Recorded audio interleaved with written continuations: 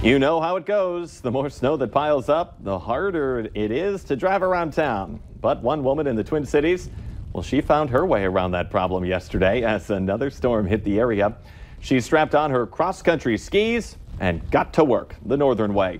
The woman says you just have to decide to enjoy what our winter brings. That's the way to look at winter here.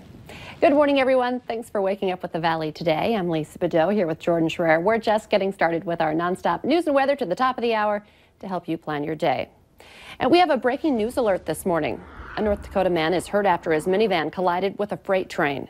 It happened last night around 10 on Highway 18 in Larimore. The North Dakota Highway Patrol says the man, who's from Arvilla, was thrown from his vehicle and taken to the Grand Forks Hospital. No one else was hurt. Charges are now pending against a Moorhead driver involved in a three-vehicle crash that shut down a part of I-94 in South Fargo for more than an hour. The crash happened just last night before 9 o'clock in the eastbound lanes near University Drive. The North Dakota Highway Patrol says 42-year-old Cody Parr swerved to avoid a minivan in front of him, but clipped its back bumper, then lost control and crashed with a semi coming up from behind. Both Parr's pickup and the semi ended up in the ditch, but no one was hurt. That crash was one of several on icy, snowy roads yesterday. The latest one we've heard about was a spin out on I-94 near Barnesville last night, right around midnight. A driver lost control and smashed into a cable median barrier, but again, luckily, no serious injuries. And snowplow drivers are again telling people to back off after another vehicle crashed into a plow on I-94. This one happened yesterday afternoon near Valley City when the car driver tried driving through snow fog created by the plow in front of him, but ended up crashing into the back of the plow. No one was hurt, but the driver's vehicle is totaled and he was ticketed for driving too close. This was the second time this season that the snowplow driver has been hit, and it was for the same reason. State troopers say if there's snow fog in front of you, stay back, slow it down, and never blindly drive into that fog. Let's get a check now of our storm team forecast for this Thursday morning, 9 minutes before 7. Good morning, Lisa. Good morning. We are starting off our day with quieter weather, and we do have a couple of spotty areas of light snow still lingering, but they are tapering off. You can see that in our loop. The coverage of this is diminishing, and the intensity is as well up in the Northern Valley and the Devil's Lake area and around the Grand Forks region. Southern Valley, it's a lot quieter. We do have clouds hanging around and even some fog, too, that at times is reducing some visibility. And a few flurries, too, that we can't rule out for the day today. But overall, it's much, much quieter than our recent round of winter weather.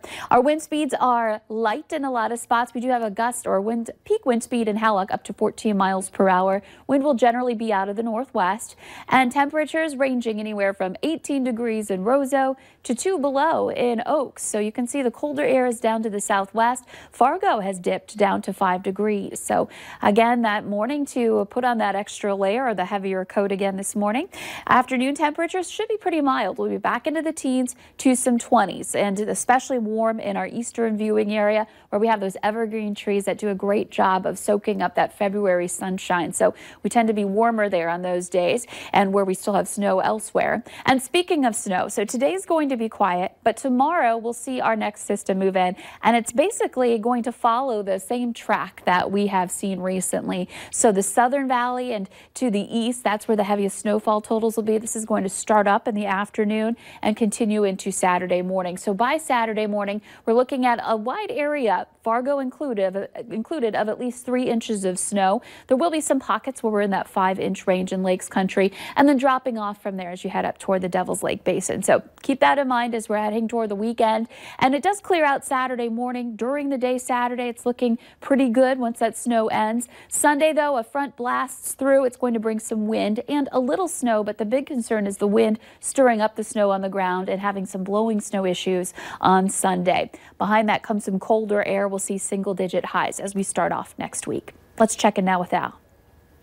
We need to emphasize again how slippery it is out here this morning. You're just plain going to have to slow down and take it easy, and that includes I-29 and I-94 in the metro area. Now, we've had a couple of rollovers this morning. One of them is up 10 miles north of 10 miles north of Mayville, on Interstate 29. The north and southbound passing lanes are closed because it's a semi and it's rolled over in the median. You're going to have to make sure that you're looking out for that. And traffic is otherwise moving through there. But again, the north and southbound passing lanes are closed. Roll over on Highway 10. Over near the Holly area, near mile marker 17 as well. State Patrol is on the scene of that one. Otherwise, you can get around, but it's very, very slippery on both I-29, I-94 in the metro area. Streets around town are slippery as well. Slow down, take it easy, drive carefully. Willamette Valley Today traffic. It's another one of those days. Rough weather and its aftermath are impacting air travel out of the valley. So be sure to check ahead if you're flying today. At least 2 early morning flights out of Fargo are canceled and another delayed. In Grand Forks, 2 morning flights are also delayed. A North Dakota family is finally where they want to be after they say they waited more than 7 hours for their plane to take off. And on top of that, they didn't have access to water or a bathroom during that wait. Keith Anderson of Mayville says his son and daughter-in-law were set to take off from Hector International Airport around 6 o'clock yesterday morning for Louisville. But more than 15 hours later, they still weren't there. He says when they were waiting on the plane, they weren't given anything to drink and the bathroom was out of order. They did have a chance to briefly go back into the terminal, but then it was back to the plane, where he says they waited again. United Airlines told us the delay was due to weather conditions in Fargo and air traffic congestion in Chicago. New information now on 3 runaways who police are looking for. One of the girls has returned home.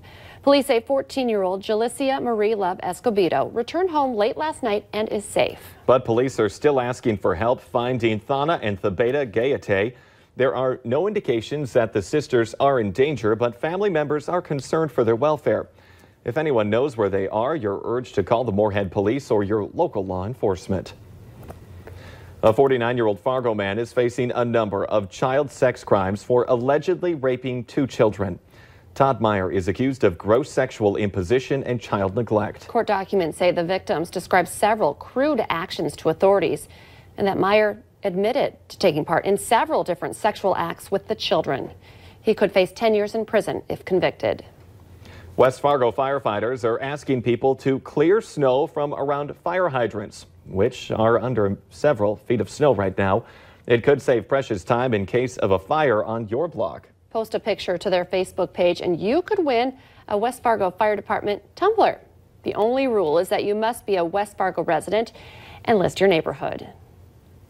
The Home and Garden Show starts tomorrow at the Fargo Dome, and it's going to feature more than 100 exhibits to help you get the yard of your dreams. That's right, but if all of that isn't enough for you, the show has other features as well.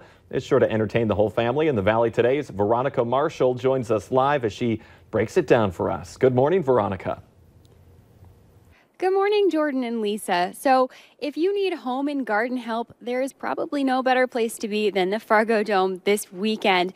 But if you're still looking for more than that, they also have you covered. So to help us figure out what else is going on here this weekend, I'm here with Rich Laren, and he's going to break down what else is here. On Saturday, we actually have a home builders Lego competition, which we can have up to 90 participants, three age groups. Registration is closed for that. It is free, but we are welcoming walk-ins. So if your little ones are looking for Lego competition, come on in and do that.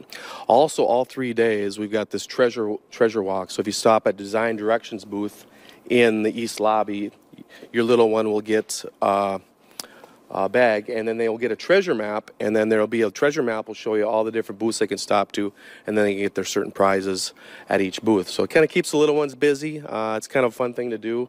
They're always walking around looking for that. And not only that, we got something for the adults. The last 2 hours of Friday night and Saturday night, we have the beer walk. We've done it 3 years. It's from the Home Builders Care Foundation. It's a donation, so you can pay $5 to have 5 beers. Or you can pay $8 to stop at 10 different booths and have a sample of each bar from Fargo Brewing Company. That sounds like a pretty good deal. So there's something for everyone, for the littles, for the maybe older crowd that wants, a little beverage while they do their shopping. Yes, and for more information, either go on the website or find the HBA Red River Valley Home and Garden Show app. You can get all the stuff on there too. And there's also going to be food here, right? Because Mad Dog and Merrill will be at the expo as well. Yes, a lot of grilling expo. I think they got doing that twice. They're doing 2 seminars on that.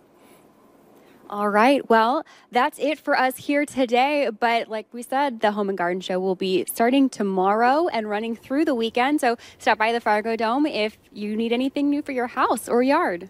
You could almost consider it a date afternoon because you're going to get some grilling and food, stop by and have Get some beer drinks, samples. And then maybe then decide that you're going to create the perfect entertaining space in your backyard. I love it. You'll go inside the dome and forget what's happening outside the dome. Absolutely. Thank you, Veronica. Let's see how people are responding now. Actually, we're going to get the answer now to our question of the morning on Facebook. Some relationship experts claim the happiest couples are the ones who hardly ever do this. Well, the answer is post pictures of themselves together on social media. They don't need to prove anything, I guess. Absolutely not. Remember, you can take part in our question on the Valley News Live Facebook page. Go ahead and join the conversation. And Lisa, what are we looking at for our weather? Well, today we are starting off with a few areas of lingering snow still, but it is winding down. If you are seeing those flakes flying around, it will get better. And we are looking at quieter conditions too. There's still going to be some clouds hanging around.